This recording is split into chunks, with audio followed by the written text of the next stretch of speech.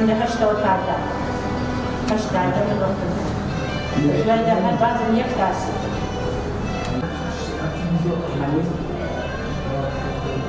دراوسێ ناونیشانی ئەم پێشەنگایە کە 32 شێوەکاری شارە جیاوازەکانی ڕۆژهەڵاتی کوردستان و هەندێک لە شارەکانی ئێرانی بەشداری کردووە. دیارە بوونی پێشەنگایەکی وە دروستکردنی پردی پەیوەندی لە نێوان شاری سلێمانی و ئەو شارە جیاوازانەی ئێران. دیارە شارەکان پێکاتوە لە سنە، سەقز، کرماشان، مەهاباد، لەمان کاتە ئەسفەهان و تەبرێز و تاران بەشداری کردووە.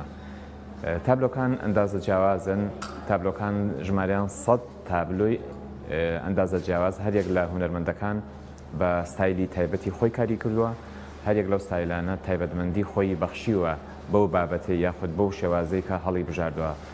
گرنگی هونەرمەند ئەوەیە کە بتوانێت کارێکی داهێنەرانە دروستکە.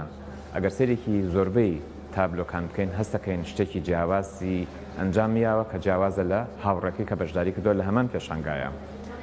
لەگەڵم هاوڕانە ئێمە لە ساڵی ڕابردووانێ کارمان لەسەرەوە کردبوو کە چۆنم پێشەنگایە ئامادە بکەین. لەمان کاتە لەگەڵ ئەوانە پێک هاتوین کە ئێمەش دوجار پێشەنگایەکی زۆر کوالیتی و زۆر باش لە شاری سلێمانی و بەرین بۆ تاران. پێشەنگاکە یەک هەفتە بەردەوامە بێت.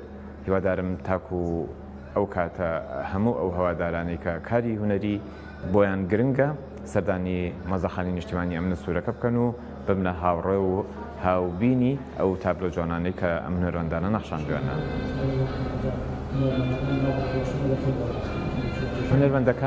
هونەرمەندە بەشداربووەکان پێکاتوە لە 32 شێوەکاری ئەو شارانەی کە نامان هێنا بەشێکی لە خانمانەوە و بەشێکیان لە پیاوانە. بەڵام بەکۆتوانین بڵێن پێشەنگایەکی هەمەڕەنگی زۆر جوانە.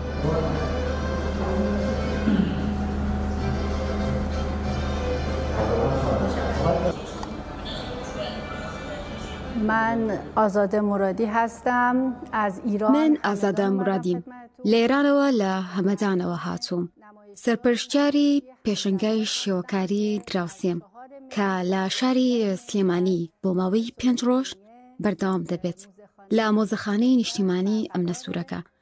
ئەم تابلۆیانە هی شارە جیاوازەکانی ئێرانە وەک هەمەدان، تاران، سنە، کرماشان، شیراز، ئەسفەهان، تەورێز، سەقز و مەهابادە.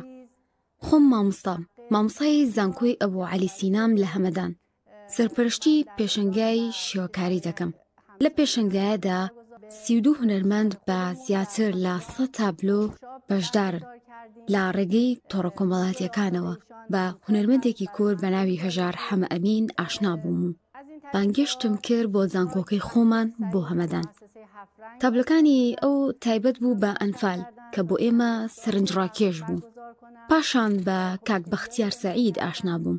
هاوکاری کردم تا ئەم پێشەنگایە بکەینەوە.